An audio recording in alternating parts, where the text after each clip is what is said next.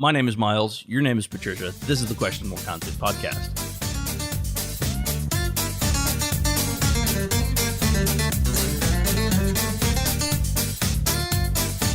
Greetings, citizens of the internet.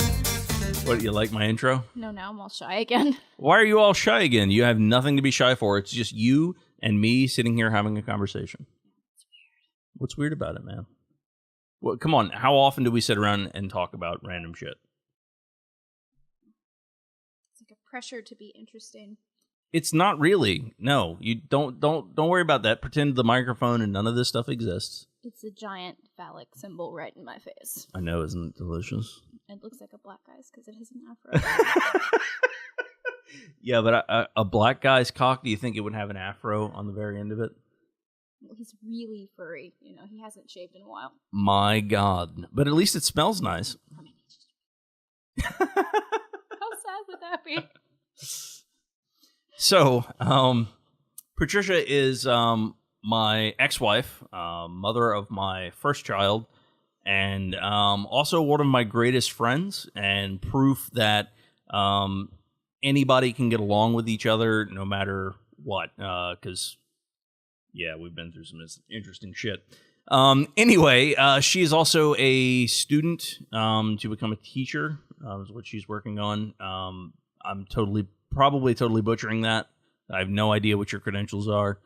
But she has a lot of really interesting thoughts about teaching and educating special needs children, which is absolutely an amazing thing to me. It's something I would never be capable of. And so I don't know. She's got a lot of interesting thoughts, and I thought I'd have her on. Hi.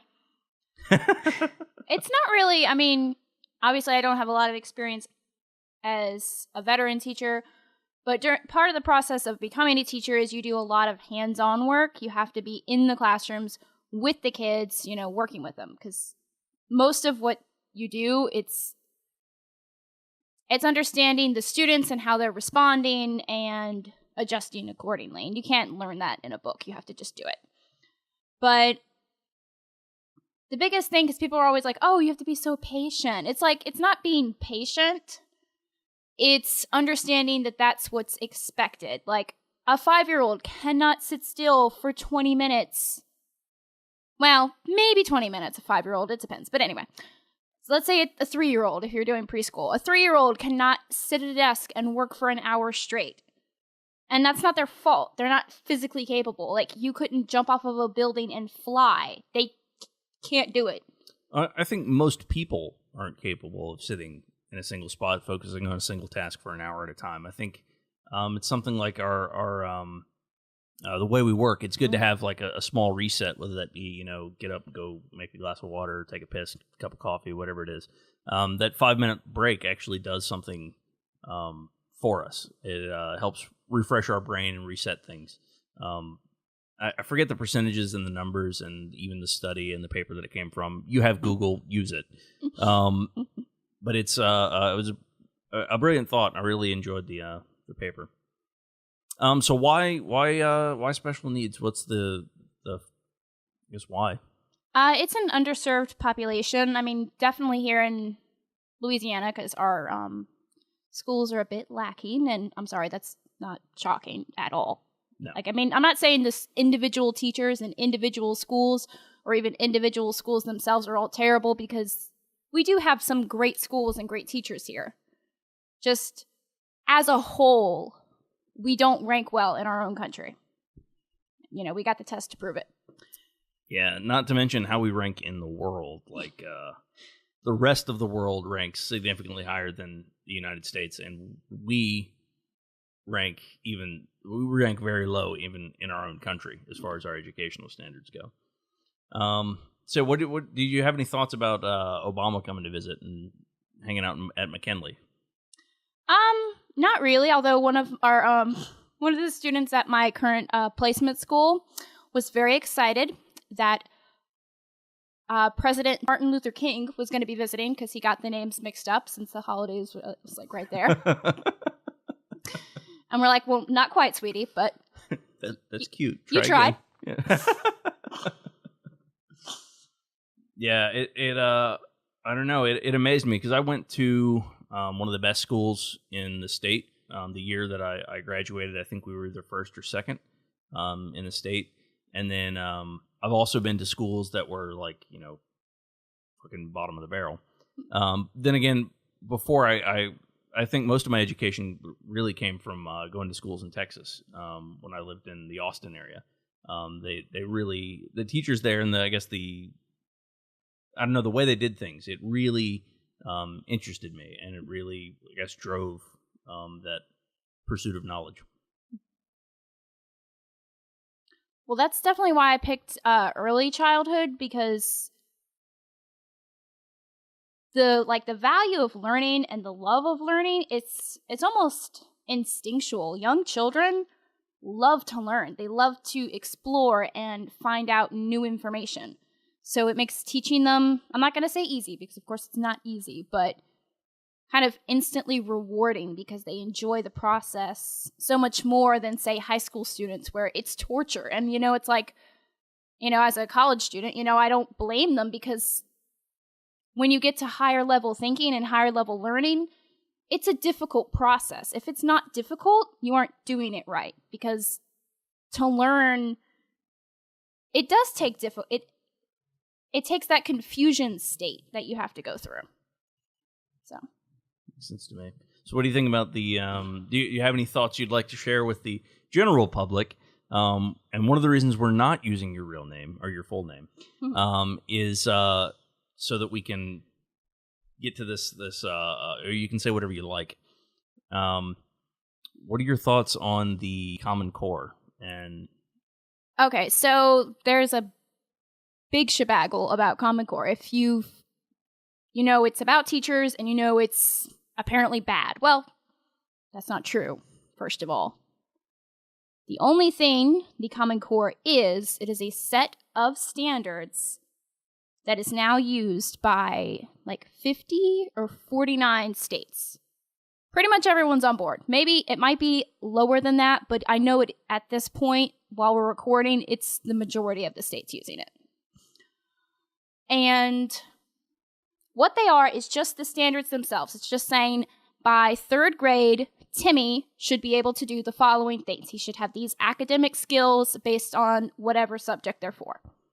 And that's it, because so many states, if you lived in Louisiana and you tried to move across the country, your kid would be learning two completely different things because no one was on the same page of what the standards should be. I mean, I don't know what exactly the disparation was, but there was definite disparation. Right. So where does the difficult and weird math problems you see online, where does all that come from? Like, what's aren't the standards a bit more than just, this Timmy should know how to do X by third grade, and aren't there, I guess they're a bit more explicit in expressing their requirements? No, actually, and I've because the standards themselves, they're all like available online. The standards and like the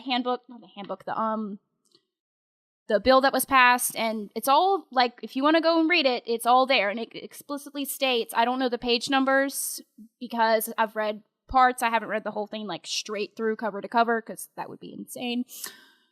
But where it says nothing about explicitly how to teach it. These are the standards. This is what's going to be required, what you're going to be accountable for, But there's no curriculum included. There's no lessons. That is on the administration of your school, how they choose to implement it. Because a lot of people, once they realize that these standards are going to be a big deal, like textbook companies, they're like, okay, we're going to start making all these Common Core textbooks. And it means that they are aligned with those standards, but they weren't made by Common Core. Like, that's not a thing. Okay, so it's more of a salesperson's perspective. It just happens to be the flavor of Common Core that's being pitched at the moment. The changes in math that people are seeing is because the emphasis is, especially in the early years, more so on understanding the principles rather than just rote memorization, because it's just... And I learned math like through rote memorization, and I always thought I was pretty good at math. But now I've learned like more about like these like the little mental math tricks and like the decomposing, and I'm actually a lot better at math now. So okay, because I didn't learn that way in math. How I learned in math was learning the like multiplication. I didn't learn that through memorization. I've got a few of them memorized, but the vast majority of them I do them by hand, like in my head or on my fingers. But like I even got like originally when I remember learning multiplication, what I remember learning is, so 5 times 3 is, 3 times 3, which is, what is 3 times 3? 15? 9, that's right.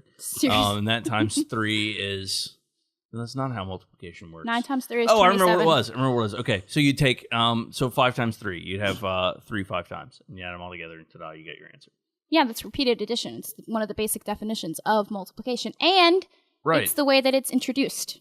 Is it? Yes. Okay, because I remember it being introduced where we had to like memorize multiplication tables and stuff like that.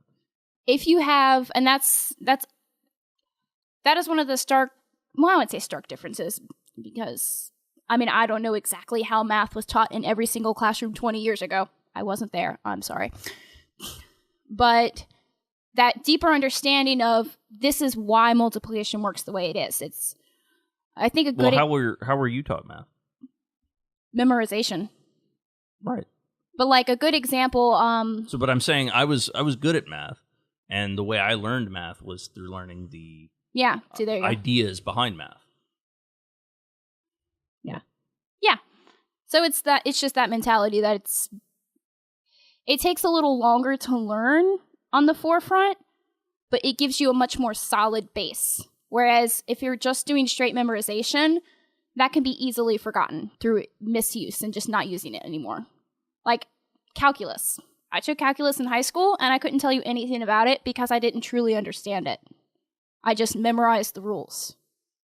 Fair enough. I guess that's probably where my math started to fall apart, was in the upper echelons of math. If I didn't understand the theory behind it, I didn't get how to work it out. Like I could... geometry was really easy for me, but when you started to get into the more theoretical math, they would teach you like how to solve the problem, which I could do, but it's not something that stuck with me because I didn't understand the theory behind it. And as I've gotten older, I mean, I don't use any of that shit on a day-to-day basis. I rarely use multiplication on a day-to-day basis. So, I do, but Well, yeah, you're becoming a teacher. That's kind of understood. Yeah. Par for the course, if you will. I've gotten really good at my force times table. It's brilliant.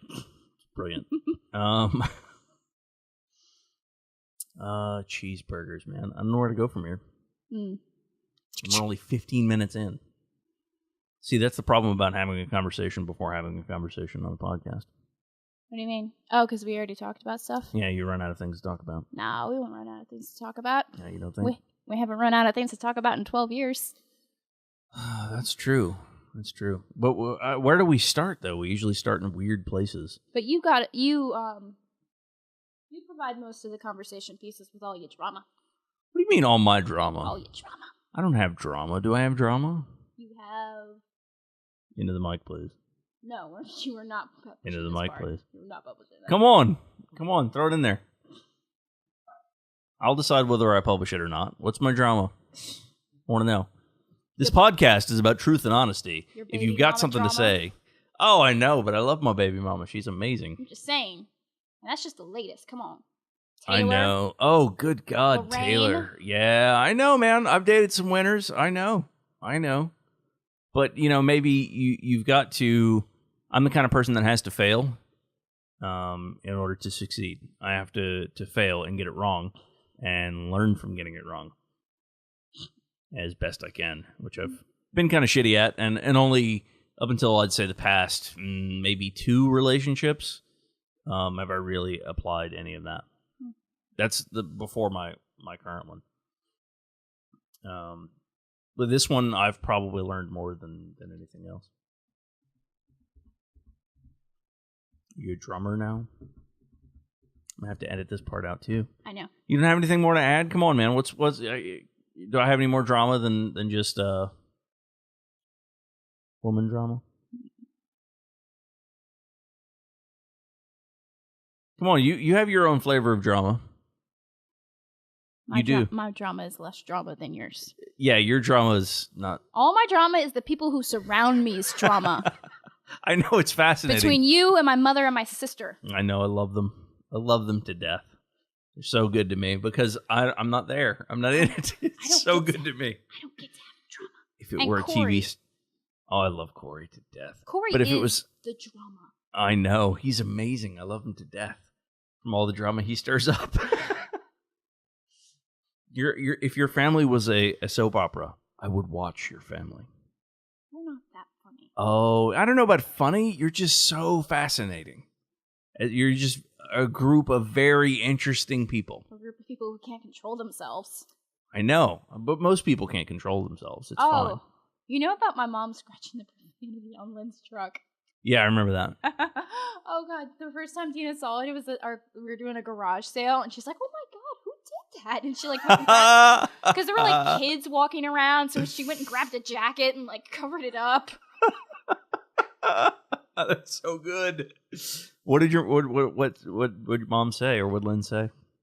Oh, she said some like random person did it. Oh, I'm sure. I don't know who did it. Oh yeah, I just like no, mom did that. So you told Dina? Yeah. See, I love your family. It's amazing. And your grandfather and Sandy. Oh, good God, Sandy! What a train wreck. You really can't record this part. Why? Because I don't want to talk about my family. Okay, I like your family though. I know I like them too, but I like them. I know you love them. They're crazy. Every family is crazy. Okay, no one is sane. Sane does not exist. Just bad idea. Sandy got Chris a box of Vogue magazines. I know you told me that. This is why I love Sandy. She bought Chris a box of Vogue magazines. Do you remember the year of the wig? The year of the wig? She I don't got think was I around. Awful wig. It looked like a dead dog or something. Oh, that sounds amazing. It was like bright gold.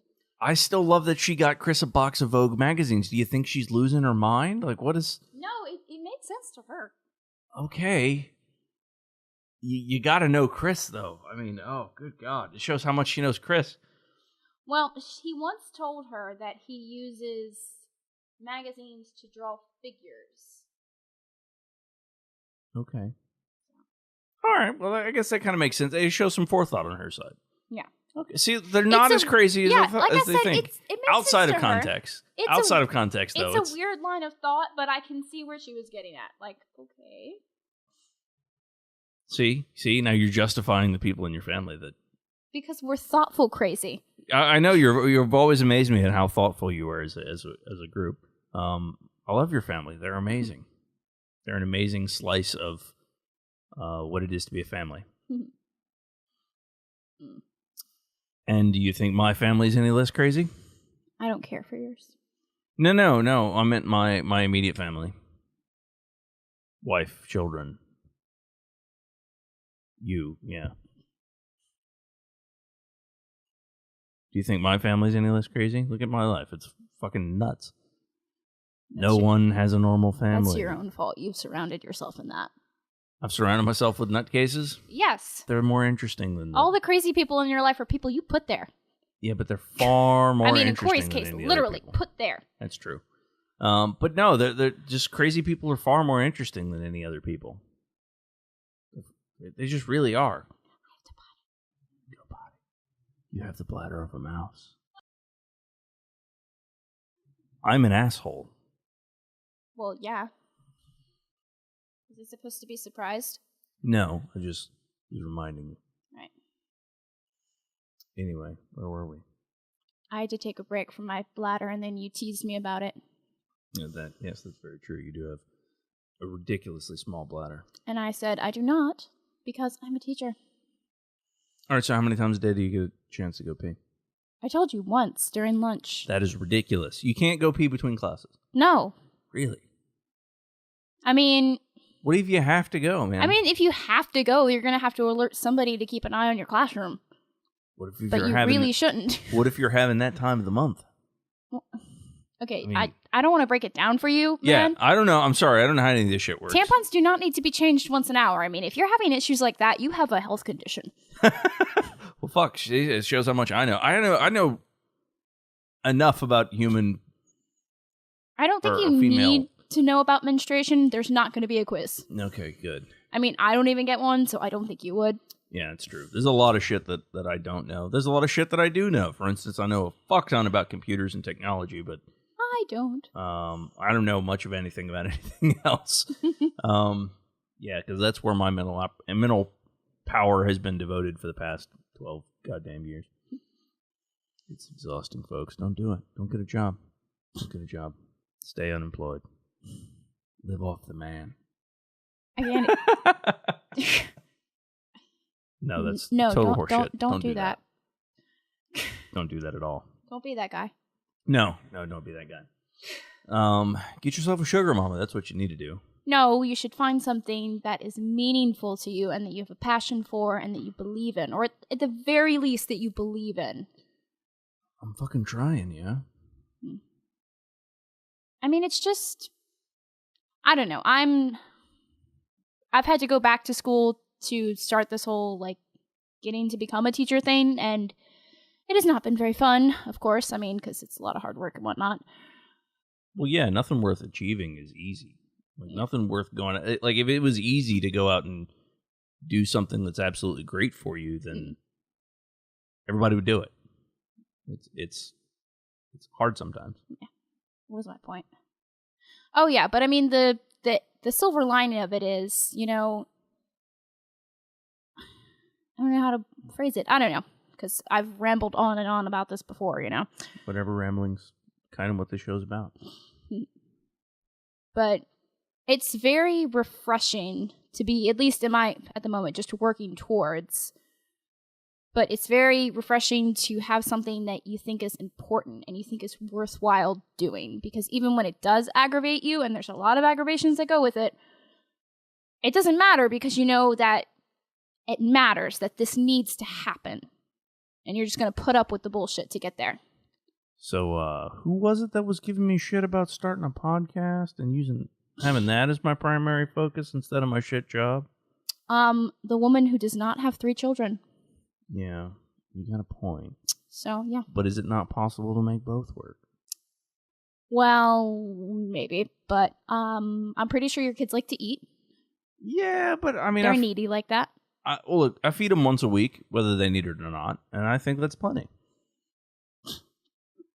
Look, they've got it much better than I did. I mean, you know, this cold gravel, you know, once every 2 weeks. You had to walk 5 miles in the snow to get to it? No, we had to walk barefoot? we had to walk 5 miles in the snow just to get to work on the permission just to come to work again. That's how much we got paid. We got paid the permission to come back to work. No, not really. I don't know where that was going. Just took a ridiculous turn. Have you ever had a job that's been so low paying that you feel like you're just getting paid to go there? Yep. Because I have. I have as well.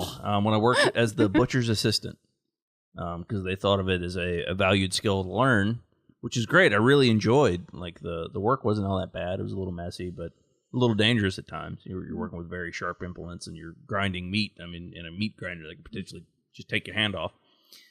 So were you at or below minimum wage? Oh, I was well below minimum wage. Well below minimum wage. I was making shit money. Like, I could barely afford the car insurance and gas I needed to get from where I lived to my place of work, and that was it. But I needed a job, and so I took the job, assuming, you know, any money's better than no money. And then, I found another job, which was working at Popeyes. Yes, working at Popeyes paid more than being a butcher's assistant. But being a butcher pays fairly well, from what I gathered. It paid enough to live on, at the very least. I liked the guy. He was a cool dude. He was covered head to toe in tattoos. But see, my worst was as a waitress for a restaurant, like pretty much right before it went to financial failure. Because being a waitress or a server can be very profitable if you're in a good location. And if you're decent at your job, but it's not that hard to be good at. I mean, it's hard to be great and amazing. you have to care. But it's not or no, you'd be able to fake it really well. Oh, you could do that too. But it's not that hard to be good at it, you know? And I'm sorry, that's probably rude or whatever, but I did it for several years and I kind of half-assed it and I still made plenty of money. It's not that hard. Anyway. Oh yeah, but it depends on how many people you have coming in. And if nobody comes in your entire shift, yeah, you've just made $2 an hour minus the taxes. Sounds amazing. So you're working for the permission to come to work. So what do you think about the idea of giving everyone a livable wage, regardless of whatever it is that they do? They work 8 hours a day, 40 hours a communist. Week. Well, yes, it is communist, but every single program that most Americans like about America is a socialist program. So I mean that's just a fact, and I think the thing they're afraid of is the word socialism, not the actual idea of socialism. It's not a bad idea. What else is the government there for besides to take care of us? So I have a really mean thought. Yeah, go ahead. But in regards to how much a person gets paid, if within 3 years your job could be done by a robot, it must not be that hard. Oh, yeah, I agree. And I think that eventually we're going to have to change this whole system because robots are taking over. They're fucking here, folks. They are going to take all of your jobs, and all of us are going to be unemployed. And that's going to be amazing because, well, actually, it'll probably be shit for a little while unless we figure something out before we get there. But we have to figure something else out. I like what Sweden's doing just now. I think it's only in one small area, but they're giving everyone a livable, like basically a basic stipend of like, you know, the equivalent of, you know, rent and groceries. Just enough to live on. They already have, you know, universal health care, all that kind of good stuff, but they're giving everyone just enough to live on. And any extra money, I mean, they can go and work or they can keep their jobs, but they're giving everyone this. See, I'm both horrified and intrigued by the idea of like a army of robot teachers. Because I don't think it would work. No, I don't think there's teaching, too much human element, but if they somehow could figure it out, that would be weird. I guess what I'm saying is that the idea of I think teaching, like, and certain aspects of and things that we do are going to require a human touch. I just think that the need for jobs is going to just drop way off. And so, but I think that it would be better in that way if we were able to take care of everyone, and the jobs that were available were taken by the people that were truly passionate about those jobs. This is one to make a little bit of extra cash. So this is something that's changed in teaching. There are curriculums that are scripted, like everything about it is laid out, everything you're supposed to say and do, and it's like it's very structured. It's, you know, idiot proof. It's for, you know, for like, oh, you can't do this, we're going to show you how. So if robots who could interact and make decisions, you know, and have like artificial intelligence were available, schools would try them. I don't even doubt it for a half a second. They would try it. Totally. I just don't think it would be. I think in teaching, I think you need more of a human element.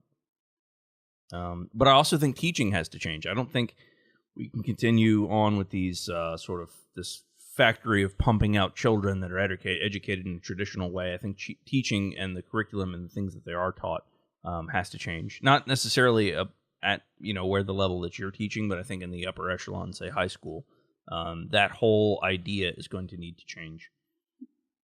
Well, I can't really comment on upper grades because I am going for early childhood, and for those who don't know, it's I'll be certified for preschool to 3rd grade, so very young children. And you already have people trying to recruit you.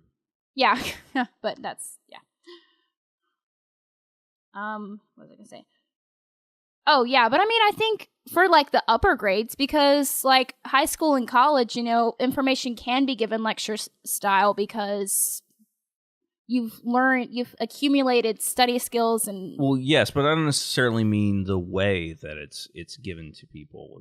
I'm more on the like, why do you spend so much time learning about, you know, cell division and, you know, super in-depth topics into biology if you're not going into biology? Do you See, really need to know that information? I think we have different views on this one. So I think an overview of it is great. I definitely think that's a good idea, but I think it would be more pertinent in school to soak up some of the space in some of these very specialized maths and specialized sciences and stuff like that we tend to teach in upper grades, and use that extra time to teach people about our tax system, teach people about relationships, how not to be a dickhead. There should be a class how not to be a dick.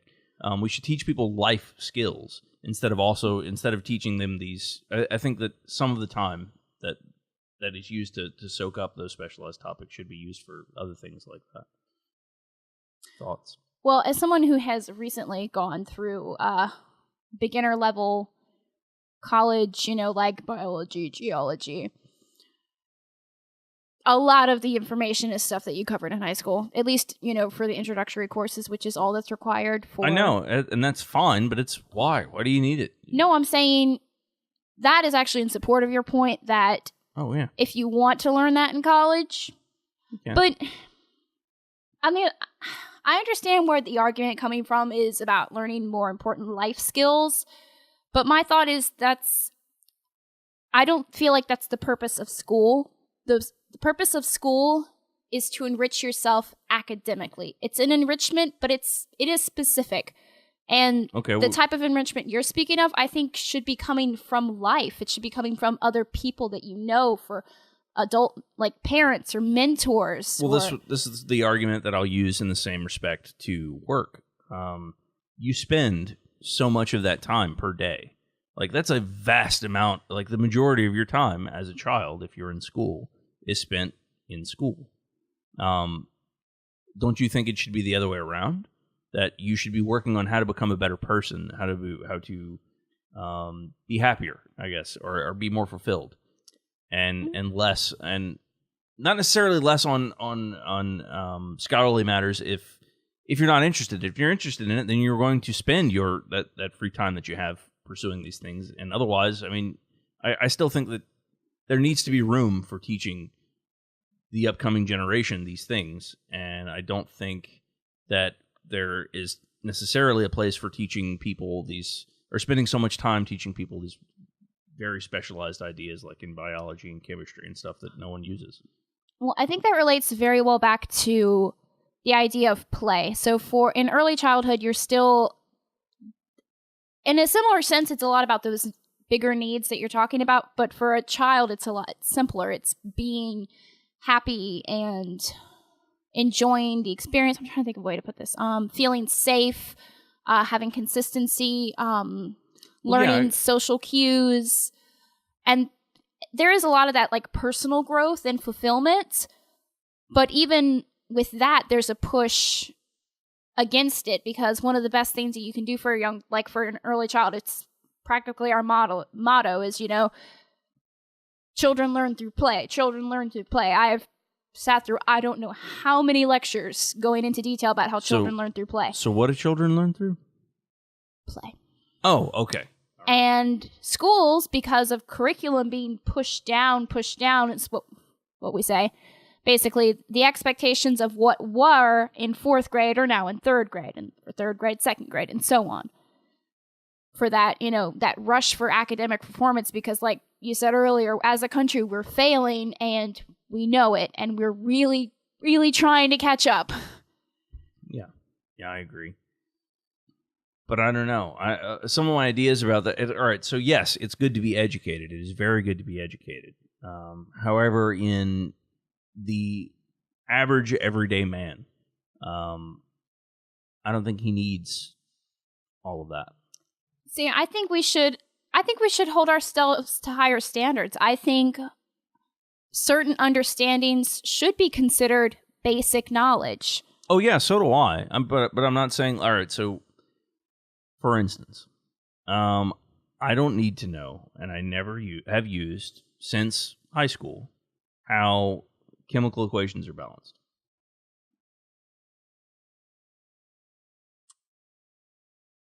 Like it's something that came easy to me. It was easy to do. It was fine. I probably could still figure it out, but It's never something I've used. So Well, why did I spend all that time learning that if because- it wasn't useful when I could have Because easily it- taken a lesson on here's our tax system and how it works? Because it wasn't valuable to you now, but you didn't know that. I mean, when you are 17 years old, I mean, some people are sure That's like, true. I want to do this and I'm so certain of it. I'm never going to That change makes my sense. mind. But most people aren't. In fact, I would say a large majority of the people have no idea what they want. And it gives you the options. It gives you the base knowledge in many subjects. Right, and I'm not saying that the option should be taken away. I'm just thinking of a bit more nuanced approach where it's not your success in life is not so heavily based on that, because with this whole changing tide of how we're moving as a species, I think that is the only logical conclusion that would fit in with everything else that is changing. For instance, the work not being such a huge priority in our time. See, I envision a place where, basic needs are taken care of everyone, and everyone works maybe 2 or 3 hours a week. Well, we're not there. So I know we're not there, but I think we're going there. And I think in going there, the rest of society and all of the other things that are attached to it have to sort of move along with it, including public education. So in teaching children, some of these very specialized branches of scholarly pursuits, I think that they're not going to be as... I'm not saying that they shouldn't be available. I just don't think they're going to be as necessary in the coming world. I think that's where we're having a mix-up. I think the things taught in high school should be, like, just the basic. Like, of course you know that Christopher Columbus sailed his ships over here. Of course you know that so are you saying the Vikings landed here first, but they ran off. Like, that's what every person should be exposed to. Like, no matter if you pursue higher education or not, we should value that. We should value ourselves as having a good base knowledge on a variety of subjects. Oh, I agree with that. But so are you saying that, so you said you learned a lot of what you learned in high school, like you went over the same thing in college. And you went into more detail. Right. So, well, in college, do you think that college should be shifted that way? To where there's not such an emphasis on, look, you have to take these Englishes and these maths and you have to, like that. Oh, no. During my first year of college, I definitely did. I thought, this is stupid. This is a waste of time. I know what I want to do because I was someone who went back to college. Right. And, but after what going about through them, it does expand your horizons. And it's just, I don't want to say part of the experience because that sounds so weird, but I took a music appreciation course because I had to. Mm-hmm. And I really enjoyed it. Like, I was not a musical person, and I really enjoyed... You appreciated the fuck out of that music. Yes, I did. Dude, I would pass that class so hard. Do you know how much music I appreciate? I appreciate all the music. Music is an amazing thing. And so I should get an A in that class automatically. Just walk in and be like, yeah, man, I appreciate that shit, and walk out. Yeah. Was that your final? That was not. That was probably your final. No, Then what else is it? How else do you should call it the study of music or it's the music study of theory or music. It's something not to that really effect. the appreciation. Not And music actually, oh theory, my but- God, that actually goes back to special education and definable objectives, because you cannot. There are so many objectives that are written of appreciate. It's like you can't. How do you measure that? Right. So it's not. It's a music study class. But anyway, Exactly. It should be music studies, not yeah. But it was very enjoyable, and there's Well, yeah, I'm sure it was. it's part of the process, and it's part of broadening your horizons. But do you think that those classes should be mandatory, or do you think those classes should be optional? Mandatory, Why mandatory? because I guess makes that's my confusion. it makes Because you more of a well-rounded person. Education. I disagree. I mean, it makes you more knowledgeable. But if you're not interested in being knowledgeable about a particular topic, none of that information sticks in your head. I don't know anyone that knows anything about anything that they're not passionate about, or anyone that is in a career that requires knowledge of a specific thing that they are not interested in. The main thing is But I'm saying that the other information that they're taught is not needed. It's not used, and I don't think it has an impact. I think that time will be much better focused on developing people as, I guess, in general, a better populace, and less on educating them on information they're never going to use after that class. I think the main purpose of it is because you have people who come into college Because the main goal, like, there are a lot of adults who go back, like I did, but the main idea behind college is that you're coming out of high school and that you don't know what you want to do. So they're going to serve to the mass of that. Well, I agree with that. And I think there should be a course and an option to go and do that. But I don't think it should be mandated. Honestly, being an IT guy, my reflection on education is different.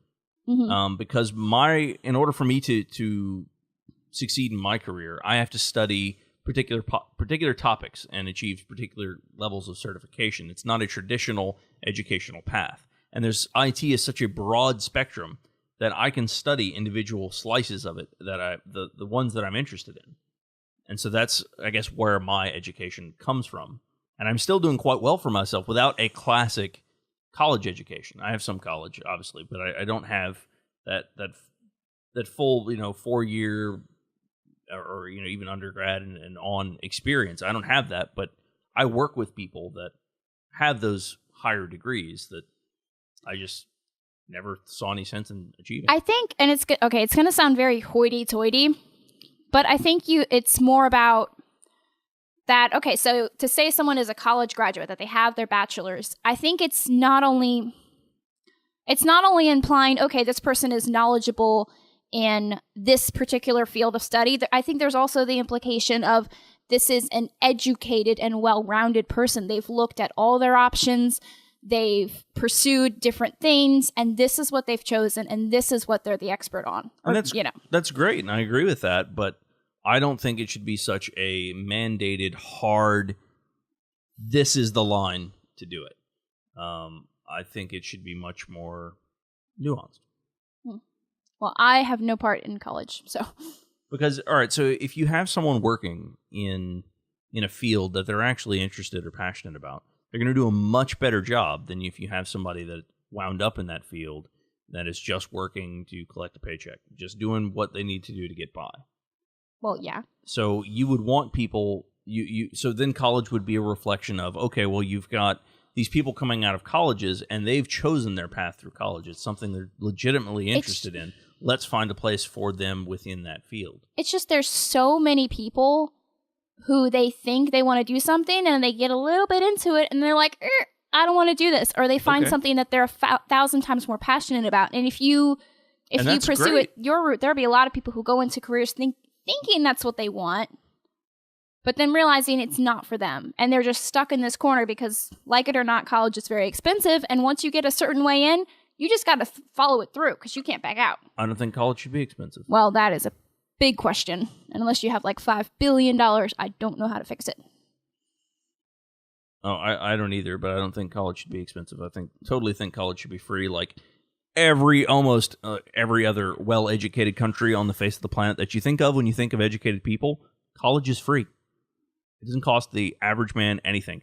And in a lot of places, college is mandated. You go serve in the military and you go to college. Those two things are mandated of everyone, or maybe not everyone. Most of the time, it's just the males in some of the more repressed areas of the world. But still, it's you are required to be educated at least 2 years, and it's free. Oh man, and even in places where it's not free, like if you look at the UK, the amount that they spend on going to university is so much cheaper by a lot. So, like, there was some riots a few years ago over their tuition being changed and being more expensive towards college students, and there was these huge riots over it. And I thought it was like, oh yeah, well, I mean, college is expensive. Stop fucking raising it. I didn't realize how cheap it is over there. Are you kidding? Like, if they were here, they would fucking crucify the colleges. Jesus Christ. Yeah. The amount of money that you have to pay to be an educated person in this country is retarded. Yeah. I think if you want to set us up for success and you want more educated people, you have to make it more widely available. One of the primary reason I didn't finish on to going through a bachelor's and master's and all that. The primary reason I didn't do that is because it was financially unachievable. No, I think you have to remember another primary cause, though, not to like switch topics, but switching topics. No, that's fine, man. That's what this thing's about. Is having students have an enthusiasm and a respect for learning. There are so many students that I see that they just don't care. Like, they don't care about school. And these are obviously the older students that I deal with, but, you know, they don't care. They don't think school is a big deal or they have to worry about it. And oftentimes it's reflected in the actions from their parents when they're not being brought to school on time, or they don't have the supplies they need, or their homework wasn't checked or wasn't done. And I'm not trying to be critical towards parents who have to work. I have to work and I'm a parent. I understand that. But if you're giving your kids an attitude that school isn't important, they're going to think school's not important and they're not going to try. I agree. So, I mean, my son's like a gigantic nerd because, I mean, obviously I find education to be very important and I reflect that on him. We always make sure his homework gets done. I mean, I'm very enthusiastic. I'm a wannabe teacher, so I do a lot with him, but He's always been a nerd, though. I don't think that. I mean, I definitely think what you do with him supports that and lends credence to that. But I think he's always been a bit of a nerd. I think he probably always would have been, but I do think it leads strongly, especially that I'm in college right now. You know, for as long as he can remember, you know, not Mommy's only gone to school. Yeah, mommy goes to school. That this is something that adults do. You go to school, you get educated. Yeah. My son he's a strange cat. He's very smart. I love him to death. He speaks cat fluently. Well, yeah, obviously. Come on, he didn't study all those years in cat school. It's Cat Academy. What about those people who follow the checklist of life? Like, I have to have a job that makes this much money. Oh, God. I have to hate live those in this people. kind of house. I hate those people so much. And the scary thing I is, have to have 2.3 children. I used to be one of those people. Yes, you were. Nah. Oh, my God. I was one of those people. Ugh. I tried to warn him. I was like, you're becoming one of them. I don't like them. I don't like them at all. No one's going to like us. But our kind of viewpoint from it is that all of that is meaningless if it doesn't actually make you happy. I mean, if you want that, that's great. That's great for you. But I don't. Well, I think for me, it came about thinking about the vastness and of the universe and the meaninglessness of our lives. Like, they don't have any true, deep meaning impact on the universe. My reason's far less depressing. Oh, is it? Mine's not depressing. It's depressing. How is mine depressing? Life is meaningless, man. Well, it's not meaningless. It's whatever you give it, and you only get to do this roller coaster ride once, as far as we know. And so let's see what we can do with it. I think maybe as life on the planet, we're some sort of universal consciousness. My phone's not on silent. That's a podcast sin. But yeah, I think maybe we're this amalgam of the universe experiencing itself, which I think is a beautiful sentiment. I think originally came about by Sagan. But I like the there was a point. Where was that going? Where did that come from? Why you should do what makes you happy, not what's expected.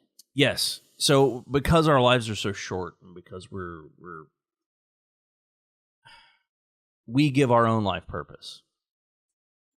So it's important that we spend the time that we have making our lives enjoyable. And the traditional way, by the book, straight-laced, this is how you do this, and this is how you're successful, and you have to have a big house and a nice car and a high-paying job and 2.3 kids. 2.3 kids. The whole American dream, I think it's just a silly idea. If you think about, really, we're just evolved apes that have this ability to reflect on ourselves and our own life. Not to say other animals don't, but why? Why does any of that make sense? And I could never come up with a good reason for any of that to make sense. I think currently people find that image so comforting and like want to seek towards it because they're lacking emotional intimacy. That they don't have people in their life that they're close to that give them that kind of fulfillment. And that's what they're looking for. They're looking to fill it. Because I found... No, yours is much more depressing than mine. Originally, it was just, well, I want to be happy. But when I was thinking more about it... because, I mean, think about it. When you're alone and you're feeling isolated... Those are the times that you seek out those fantasies of grandeur and everything's going to be better when I have just a little more money because I'll have a really nice couch to sit on and I won't care that nobody's on it with me because it'll be so freaking awesome. I won't want to share it. Yeah, maybe. I mean, for me, though, it's always been, I got on this rat race of money, like chasing the dollar. I guess for a while. All right. So when it started, I was really interested in computers, and that's where I was going with it.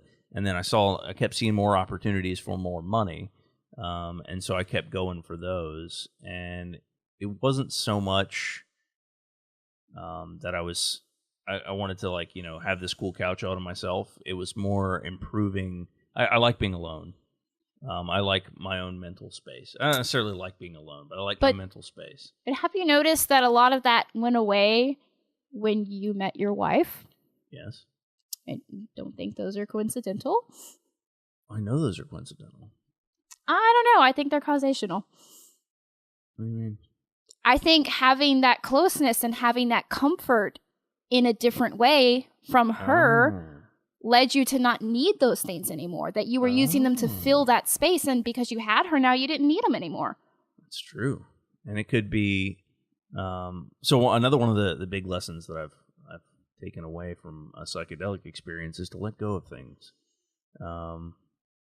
That's really good, because I've noticed this one thing but not I into do. heavy wind.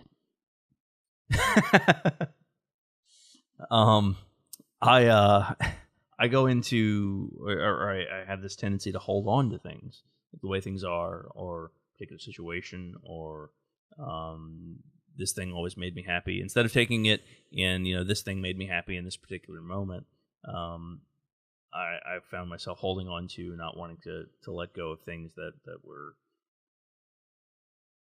You kind of have to let go of them. Like, not every thing in your life is going to bring you some joy, and getting all bent out of shape when not every little tiny thing is perfect. Thinking that you can bring about that joy by making every tiny little thing perfect and being neurotic to the point of just losing your mind, I guess, kind of where I was. Just let go. Just let go of all of that. Including this idea that I like, kind of like your idea. So your idea is that so I no longer need I guess all the nice things in my home to validate myself. Yeah. Because I now have my wife, and stepson, and I've got a family. It's rather nice having a family, folks. It's work, but I understand it a lot more now.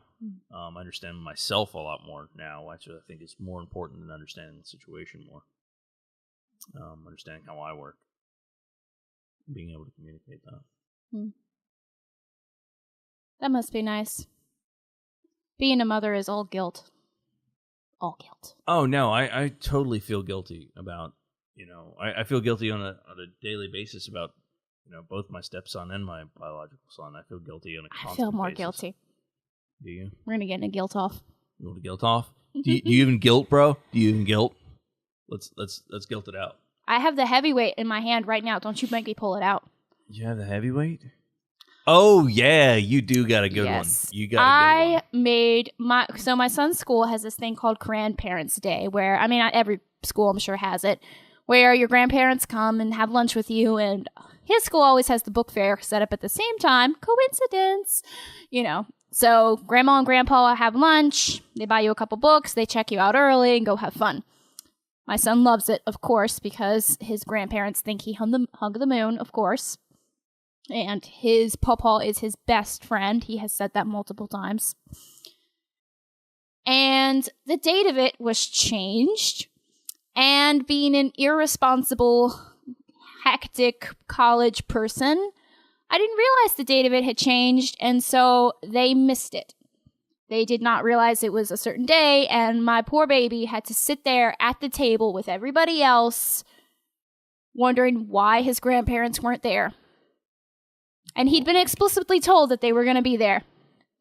Poor monkey. And I found that news out while I was driving home on the interstate, and I'm like, well, I'm just going to jump out my car right now. Well, I might as well just drive off a bridge. Yeah, I don't know, but I do feel guilty. But I think it's a lesson I have to. It's something I have to feel. It's something that's necessary. Like, you have to feel guilty about that shit. Well, yeah. Because if you don't, you're a very shitty parent. Yeah. Like I mean, the fact that you feel bad is a good thing, but still. Well, I think understanding that I think a lot of people hide from their own emotions, especially the negative ones. And so in hiding from, or at least I did, I don't know about a lot of people, but I did. And in hiding from your negative emotions, you miss a lot of lessons that you should be listening to. Yeah.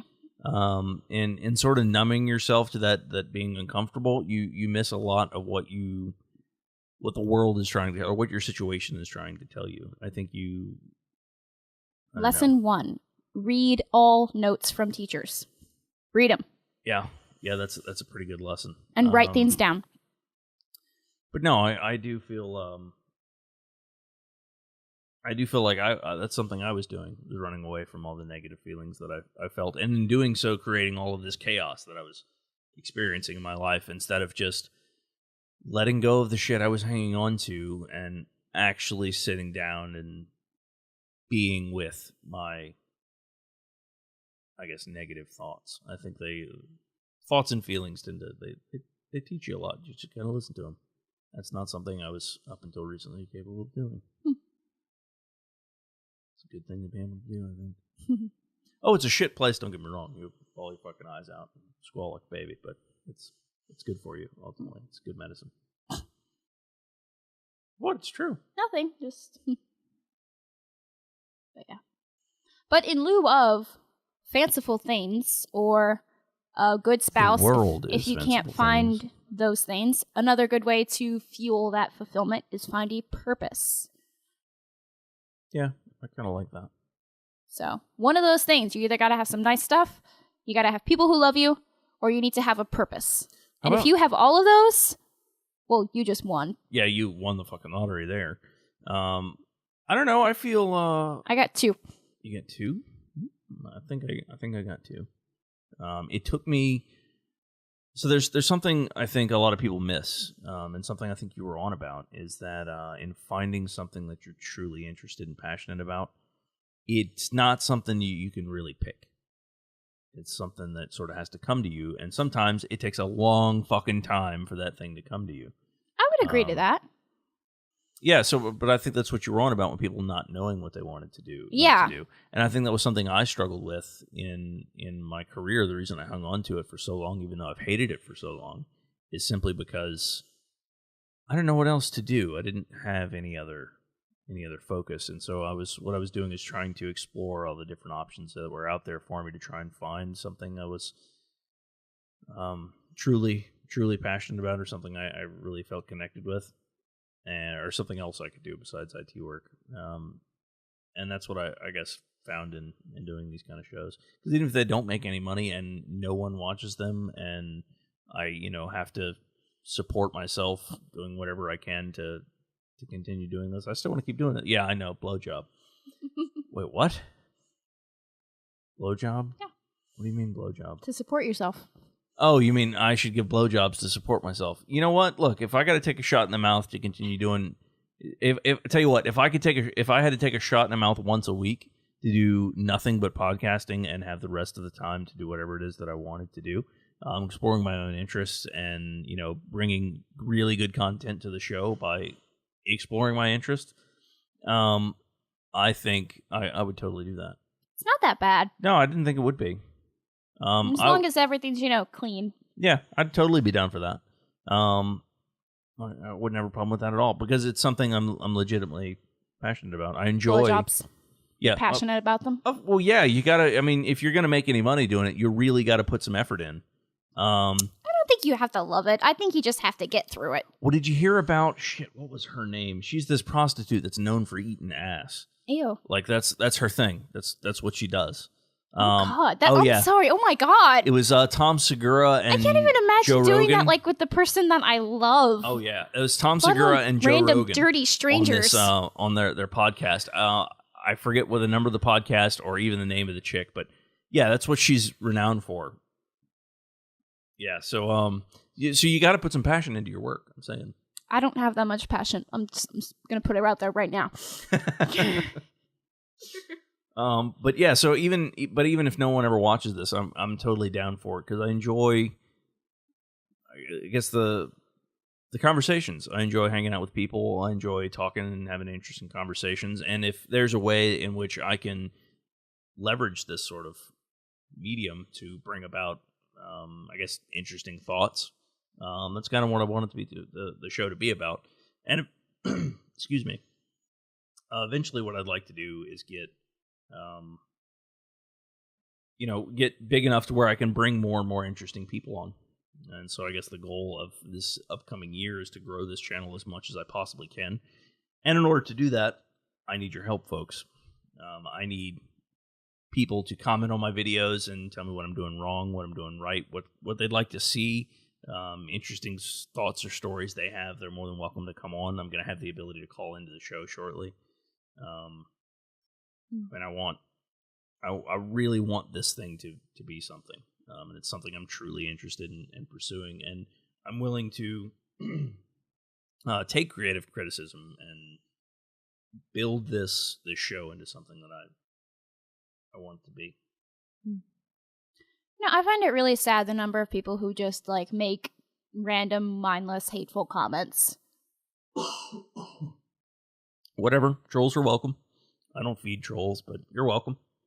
Bring it, trolls.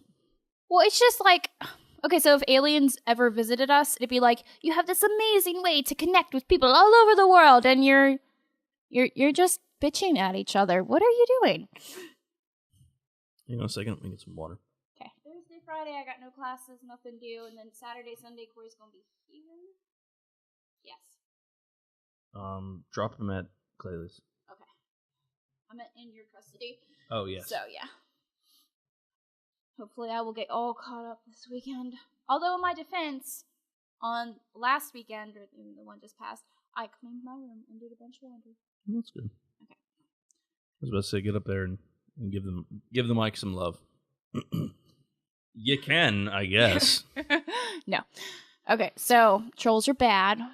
Yeah, but I'm totally okay with trolls. I'm an internet dude. I've been on the internet forever. I thought you were just gonna be like, yeah, I've been on the internet. I have. I've been to the end of the internet. I've been there once or twice. I've heard of it. Yeah, it's a thing. People do. Don't believe me? Google. Yep. Oh, yep. You're gonna have to go on the computer first. If you haven't heard of the internet, you might be a little confused. But yeah, I'm definitely an internet person. I was around on Something Awful, and I'm a big internet dude. I was into Dig for a long time. Into Reddit for a long time. I'm up on the internet culture, so trolls don't scare me, man. Bring it, trolls. Let's hear what you got to say. I'm even okay with having some trolls on the podcast. What? I'm telling you. I will have anyone on the podcast if you want to come in. Even if it's a 5-minute conversation. If you got an idea you want to share, anything you want to put out there, let me know.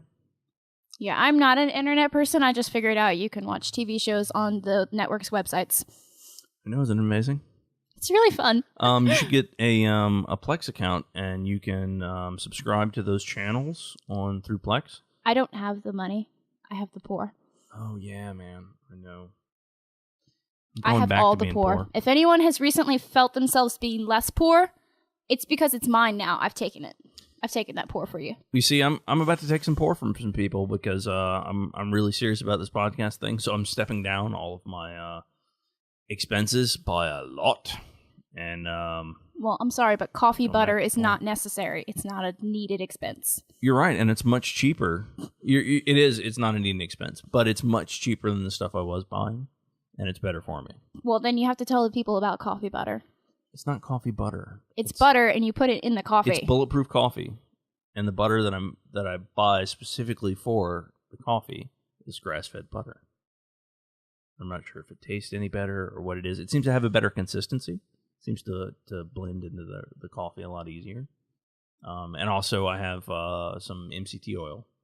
It's MCT oil, coconut oil, basically, and that goes into the coffee as well. And that's so much cheaper than the stuff I was buying. You drink weird coffee. It's better for me. I enjoy my weird coffee. Thank you very much. By the way, the weird coffee is not too bad. It's pretty good. It's I only have a cup of coffee for breakfast typically, and so it's the healthiest thing. It has much more to keep me going through the day. It's just better. Mm. And, I could be buying into some hype with the whole grass-fed butter thing, but whatever. It's still cheaper than what I was spending on coffee by a lot. So, I have a question for you. Mm-hmm. It's a theory that I have at the moment. Mm-hmm.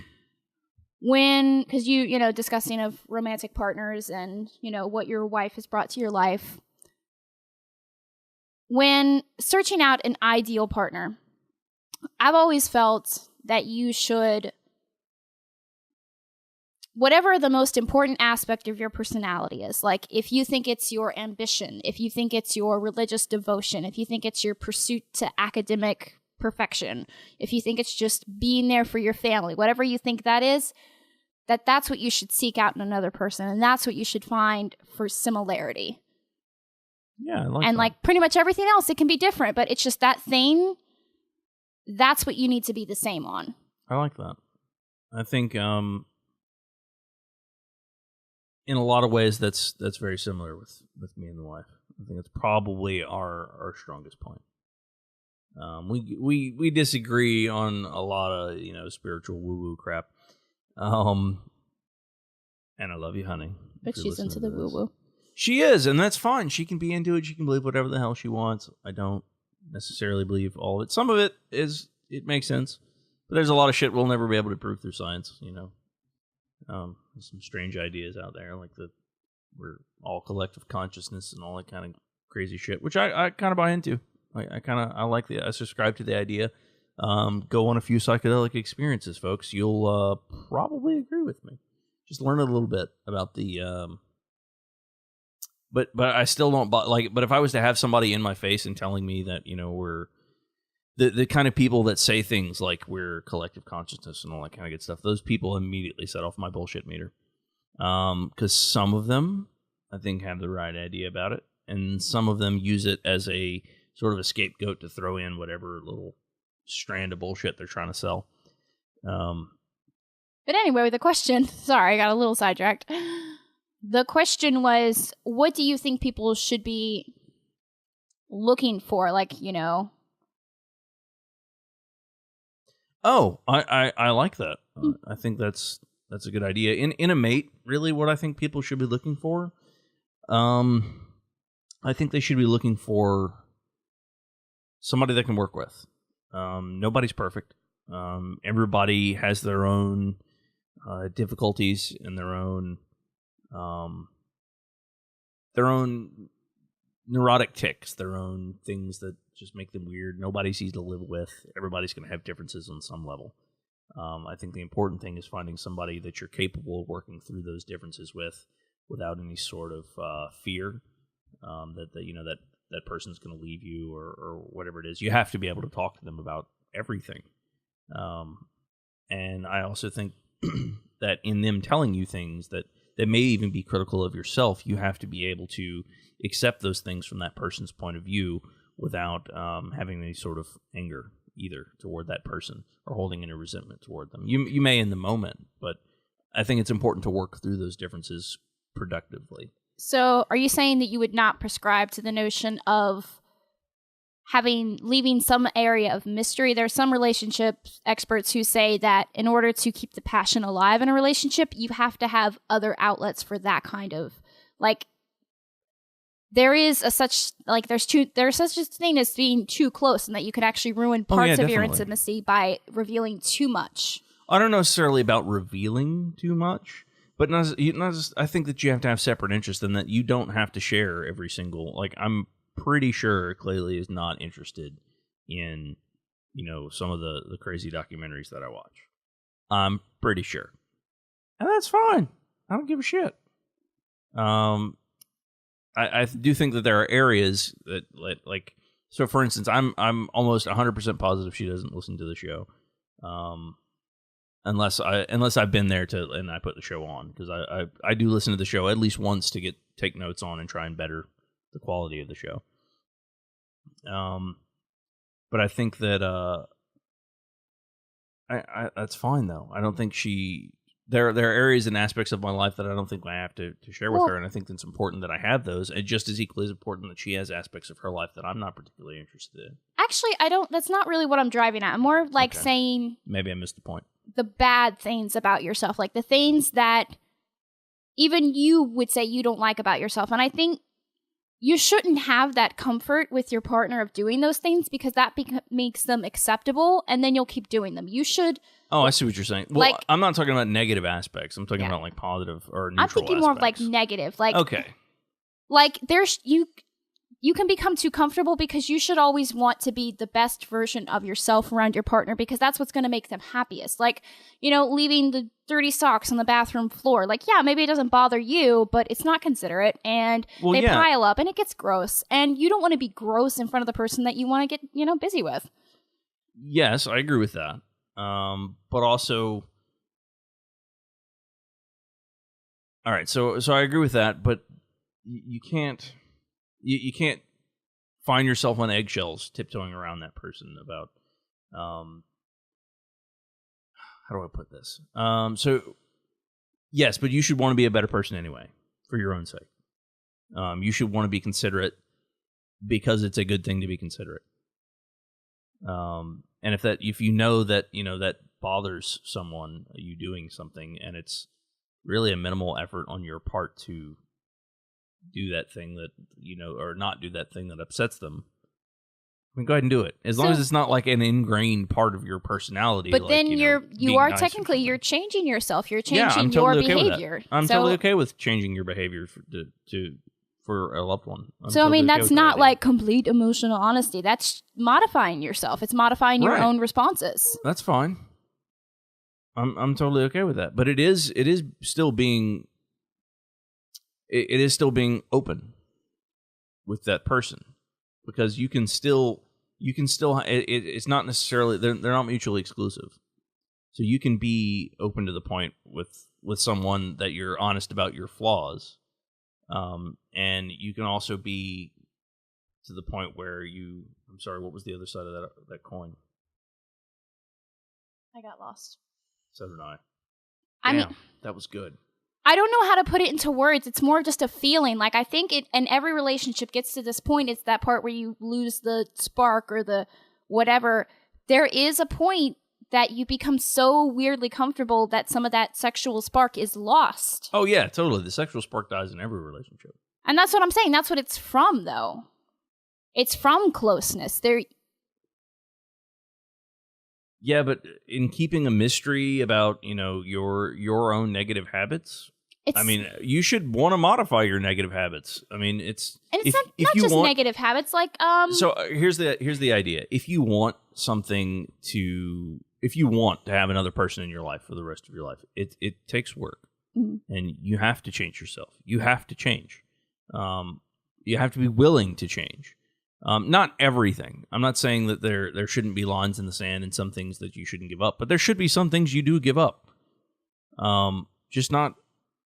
I don't think that you necessarily need to be dishonest with them, or not dishonest with them, but keep the negative aspects of your personality from them, and also not want to change. I think that's a recipe for disaster. I mean, not just negative aspects, but like, and maybe this might be just me.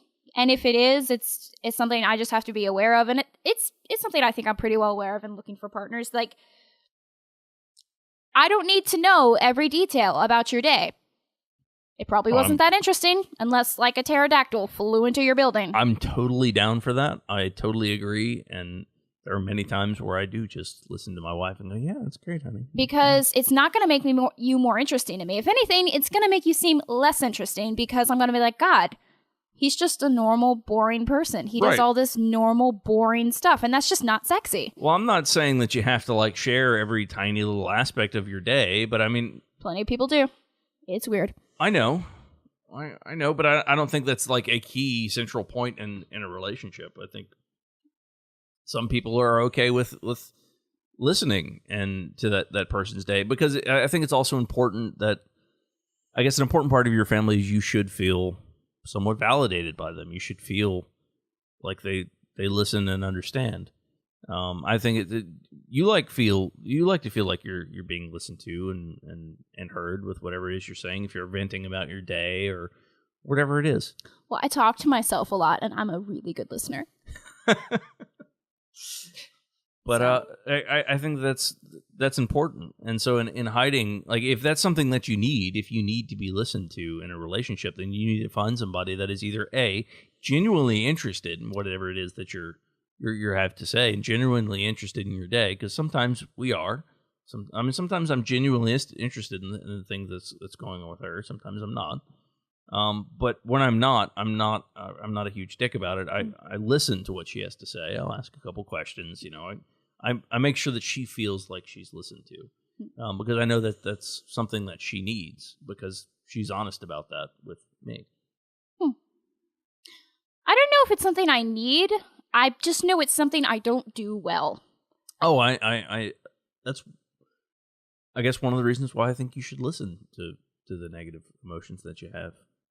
If you feel you're not doing something well, how can you fix it? If it's something you want to fix. I mean, well, I'm not saying it you have to doesn't. fix everything, but my current partner, it does not seem to bother them. So him, sorry, I don't know why I went all gender neutral for a minute there. Whatever. You are a college student after all.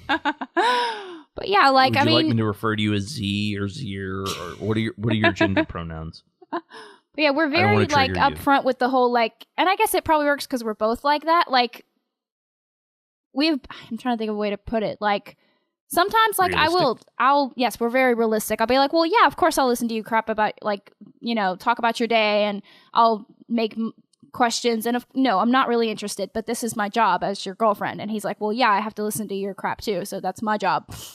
Yeah, that's what I'm saying. So. It's just par for the course. And some people are good like that, and some people aren't good like that. Well, and probably because professionally we're in very different directions. It probably also frustrates my wife to no end when she asks how my day is, and it was all right.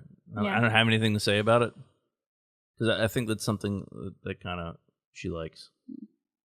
If it's not interesting to me, or if I don't think you're going to be interested, I just won't say anything.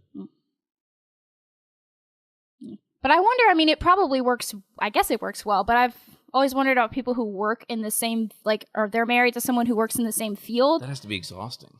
Yeah, because, like, I don't know. I never have done that. Like, I've never dated someone who does kind of the same kind of thing that I do. It's always been very different. And so it's like there's no common ground on that thing. Like, I'll tell him about my day and he'll tell me about his, but that's about it, because there's no overlap. All right. I don't know. Maybe it wouldn't work well for me because I get very passionate about things, and I would like, they'd either have to agree with me completely or that would be it. There's no other option.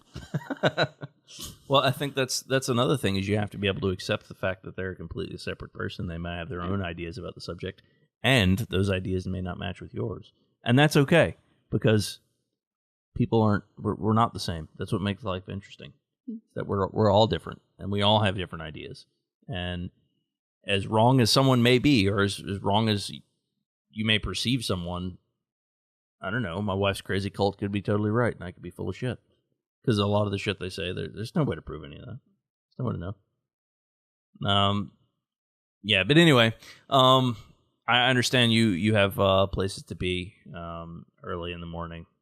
So I'm going to let you go, but this could continue on for hours, literally. So we're definitely going to have you back on. I don't give a shit if no one watches this. I want you to... Listens. No one's watching. There's no cameras. Yeah. I mean, I hope there's no I'm cameras. sorry. 'Cause No. that would be creepy. No, there are no cameras. When I get the studio put up, there will be cameras. So I can't wear the bikini costume and the Thor mask. You could totally wear the bikini. In fact, I anyone that wants to come on my show and wear a bikini and a Thor mask, by all means, come right on. Put yourself in a bikini and a Thor mask, and we'll have a show. But theirs won't be pink and shiny like mine. With the bikini or the Thor mask? Bikini. Oh, okay. I don't know, man. I'm getting to the point now where like I can appreciate a pretty woman, but I don't know. It doesn't hold the same appeal as it used to when I was younger. Anyway, You're not brainwashed anymore. That's why. yeah, that's probably it. I've developed the ability not to listen to my cock. It's brilliant. It's a wonderful thing. People go and You're gonna have a Go really and learn hard that. time selling that one to who? to anyone with a cock. Yeah, not really. No, To anyone under 30. it's anyone under 30. Yes, to anyone above 30, I think there are a lot of people They got out there that that memo. get it. Yeah, they get that memo that that little bastard can get you in trouble. He's a bad motherfucker to listen to. Don't listen to anything he has to say. He's full of shit. Hey, he got you 3 children. Sorry, 2, 1 on the way. Yeah, but Well, oh yeah, stepson. But whatever, same difference. sorry, it's like Still achieve the same thing. he's so assimilated in my mind now as your son. Yeah, I dig it. Anytime I'm talking about my kids, I always say, I have 2 kids. It's so weird. On the I don't know way when now. that happened either. When I was like, oh my god, he's your kid. That's so weird. I know, right? No, 'Cause it's not like- kind of dig it. Kids aren't something that you just pick up at the grocery store. You know. I mean, they are, but there are you can, but there's laws against that. Have you Don't seen do me that. grocery shopping with both the boys? It's ridiculous. They've got one underneath in the little trolley area and one Oh, hanging that's on mine. the side. Yeah, Mine's underneath the trolley. Yeah, exactly. And yeah, so it looks like I just picked them up and threw them in the basket. Oh, especially since neither of them look like him. That's true. That's very true. They Oh, both that's They scary. both look like their mothers. So I guess that's a good thing though about being an adult is I don't have to worry about being considered a pedophile with my own kids, or at least I don't. you don't look like a pedo. That's probably it. You don't Probably have the why. mustache. You got to have the mustache for the creeper. Dude, I cannot wait until my kids are like teenagers. It's going to be so much fun. It really is. For me, it's going to be fun. They're going to hate me. I'm going to love it to death. Mm. I know that worries you. Don't worry. No, I don't know how my son will feel about me when I'm I don't know. older. I don't know. I don't know if He pretty Corey will much get it. adores me right now. I don't know if Corey will get it. I don't think Corey will. He's awesome. I don't think. Oh, I know he's awesome, but I don't think he'll get it. I think Jacob and the little girl. Oh, yeah. man. If anyone Oh man, they're gonna. if anyone needs get life lessons on just not giving a fuck what other people think about you, you just need to meet our kid for about 5 minutes because he's the king of it. Like, he is the weirdest little person, and he just doesn't care. Like, he doesn't care if people are staring at him. He doesn't care if nobody else gets it. He's just happy, and he just is. And he's got, like, the strangest amount of confidence for somebody who is, like, just a complete little mess. Yeah, he's a tiny mess, but he doesn't care that he's a mess. He's oblivious. He has absolutely no fucks. No fucks. Genetically, I passed on no fucks. None. I have none. I had none to give, and I gave him none, and he still continues on without any fucks at all. Well, I'm super anxious, so that's why he doesn't have any either, because I held on to mine, Yeah, very tightly. that's true. It's true. I had a few. I had a few going into it, but I think up until this past year, I've just let go of all the fucks. Just got no fucks. All right. Anyway, thank you for coming on. We're gonna have to do it again. As always, love you to pieces. You're a wonderful person, a beautiful individual, and I wish you absolutely nothing but the best in everything that you do. It's probably a little too over the top. I don't care. Peace. You're so Love. beautiful. You know that's You're going the in the most recording, right? beautiful girl in the room.